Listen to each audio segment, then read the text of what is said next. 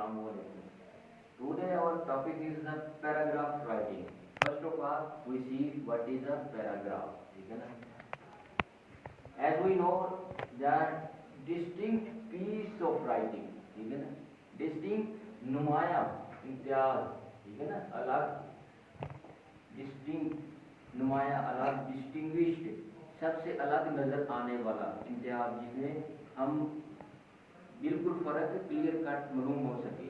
ठीक है ना? पीस ऑफ राइटिंग का एक टुकड़ा है. ठीक है ना? पैराग्राफ एक ऐसा राइटिंग का टुकड़ा है जो अपने आप में एक नुमाया मुकाम रखता है.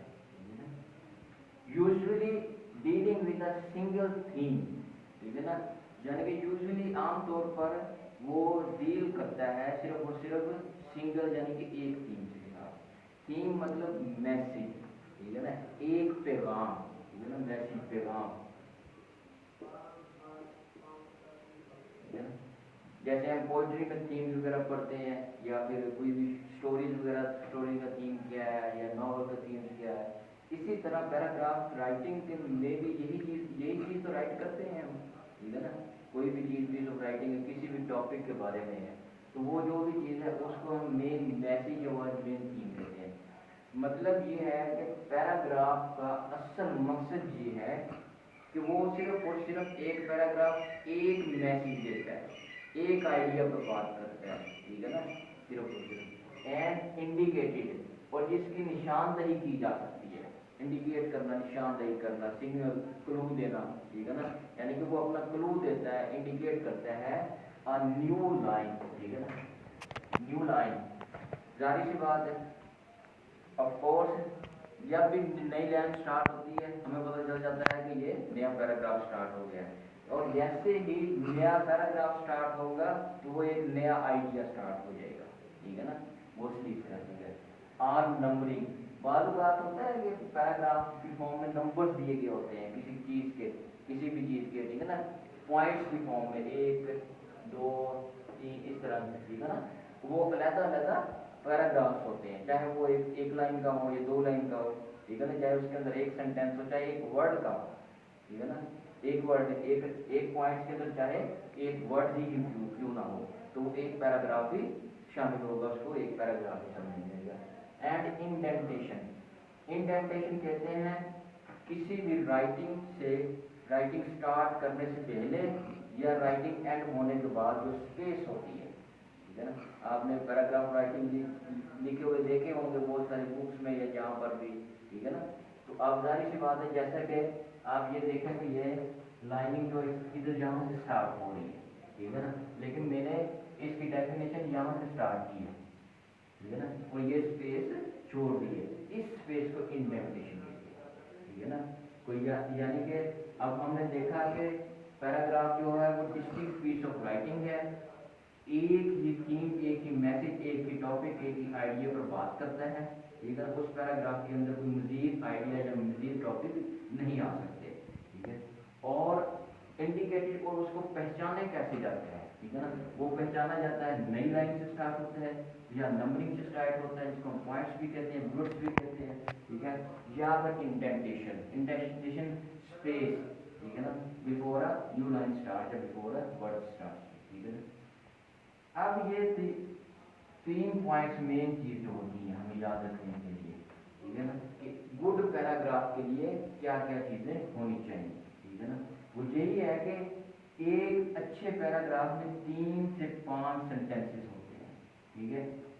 और एक अच्छा पैराग्राफ जो है वो 100 से 200 वर्ड्स पर मुश्तमिल होता है, कंस्टिट्यूट होता है. और इसी तरह फैक्टर्स क्या होते हैं. फैक्टर्स में एक और चीज की आ जाती है टॉपिक. Audience purpose. ठीक है ना?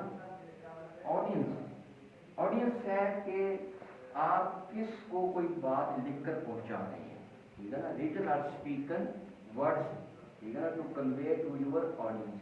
यानी कि सुनने वाले और पढ़ने वाले वो दोनों आपकी ऑडियंस होंगे. ठीक है ना? जैसे कि मैं अभी आपको क्लास में पढ़ा रहा हूँ. ठीक है? मैं पढ़ा रहा हूँ, आप सुन रहे हैं, लिख भी रहे हैं, आप मेरी ऑडियंस.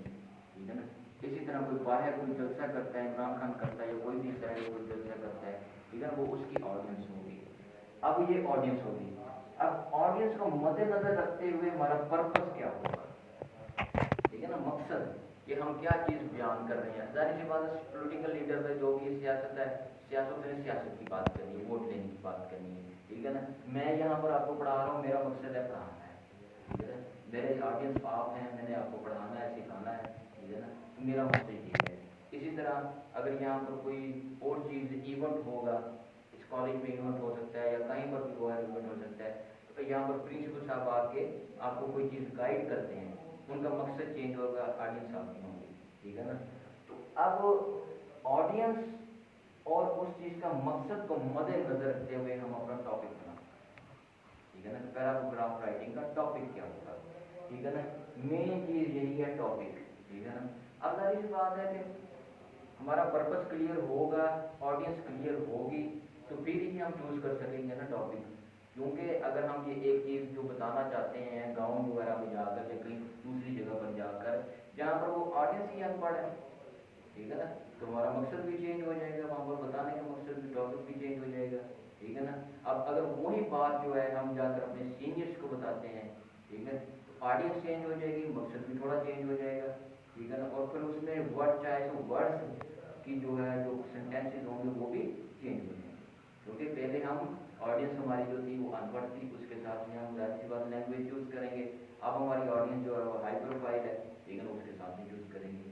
तो ये चीज़ होती है एक अच्छे पैराग्राफ के अंदर मिनिमम ये चीज़ें शामिल होती हैं। अब नेक्स्ट हम देखते हैं कि techniques for writing a unified and coherent paragraph. Unified, unified क्या है, यूनिटी से, इत्तेहाद, मुत्तहद, ठीक है ना, इकट्ठे होकर रहना, ठीक है ना, यूनिटी। अब वो ये कह रहा है कि टेक्निक